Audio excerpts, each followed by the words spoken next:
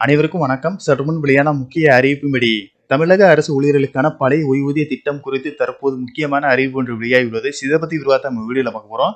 வீடியோவை கடைசி வரைக்கும் முழுமையாக பாருங்க. வீடியோக்குள்ள போறதுக்கு முன்னாடி இந்த வீடியோக்கு ஒரு லைக் பட்டனை பிரஸ் பண்ணிக்கோங்க. இப்பதான் இந்த சேனலுக்கு ஃபர்ஸ்ட் டைம் வரீங்கன்னா சப்ஸ்கிரைப் பட்டனை பிரஸ் பண்ணிக்கோங்க. கூடவே பெல் ஐகான் பட்டனையும் பிரஸ் பண்ணிக்கோங்க. வாங்க வீடியோக்குள்ள போகலாம். கடந்த சட்டமன்ற தேர்தலின் போது திமுக தனது தேர்தல் வாக்குறுதிகளில் மீண்டும் பழைய ஓய்வூதிய திட்டத்தை கொண்டு வருவோம் என்று அறிவித்திருந்தது. ஆனால் தற்போது வரை தமிழ்நாட்டில் பங்களிப்பு ஓய்வூதிய திட்டம் தான் நடைமுறையில் உள்ளது. இதனால் அரசு ஊழியர்கள் சங்கங்கள் தங்கள் கோரிக்கையில் உறுதியாக இருந்து தொடர் போராட்டங்கள் மற்றும் உண்ணாவிரதங்களில் ஈடுபட்டு வருகின்றனர். ஊழியர்களின் கடும் எதிர்ப்புக்கு மத்தியில் மத்திய அரசு ஒரு புதிய திட்டமான ஒருங்கிணைந்த ஓய்வூதிய திட்டத்தை அறிமுகப்படுத்தியுள்ளது. தமிழக நிதியமைச்சர் திரு தங்கம் தென்னரசு அவர்கள் இத்திட்டத்தை தமிழ்நாட்டில் அமல்படுத்துவது குறித்து பரிசீலிக்கப்பட்ட போதும் கூட கடும் எதிர்ப்பு கிளம்பியது. தற்போது பழைய ஓய்வூதிய திட்டம், பங்களிப்பு ஓய்வூதிய திட்டம் மற்றும் ஒருங்கிணைந்த ஓய்வூதிய திட்டம் என 3 திட்டங்கள் குறித்த விவாதங்கள் எழுந்துள்ளதால் இதில் எந்த திட்டத்தை செயல்படுத்துவது என்ற முடிவெடுப்பதில் அரசுக்கு பெரிய குழப்பம் நிலவி வருகிறது.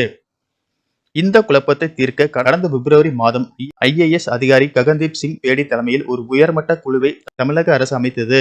இக்குழு செப்டம்பர் மாதத்திற்குள் தனது அறிக்கையை சமர்ப்பிக்க காலக்கெடு வழங்கப்பட்டிருந்தது. ஆனால் குழுவினர் இதுவரையில் இடைக்கால அறிக்கையை மட்டுமே தாக்கல் செய்துள்ள நிலையில் முழுமையான இறுதி அறிக்கை இன்னும் வரவில்லை. இதன் காரணமாக அரசு ஊழியர்களின் போராட்டங்கள் நாளுக்கு நாள் தீவிரமடைந்து வருவதும் 2026 சட்டமன்ற தேர்தல் நெருங்கி வருவதும் அரசுக்கு அதிக அழுத்தத்தை ஏற்படுத்தியுள்ளது. ஊழியர்களை சமாதானப்படுத்த வேண்டிய கட்டாயத்துக்கு அரசு தள்ளப்பட்டுள்ளது.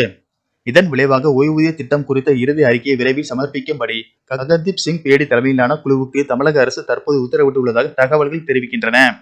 குழுவின் இறுதி அறிக்கை கிடைத்தவுடன் தமிழக அரசு ஓய்வூதிய திட்டம் குறித்து மிக முக்கியமான முடிவை அறிவிக்க உள்ளது.